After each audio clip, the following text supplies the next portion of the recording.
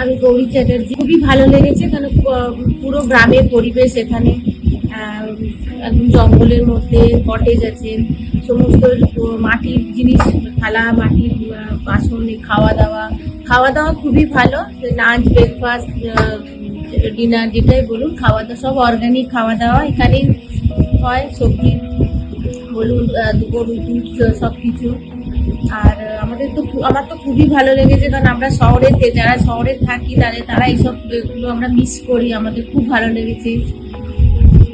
এবং নিরিবিলি শান্ত পরিবেশ।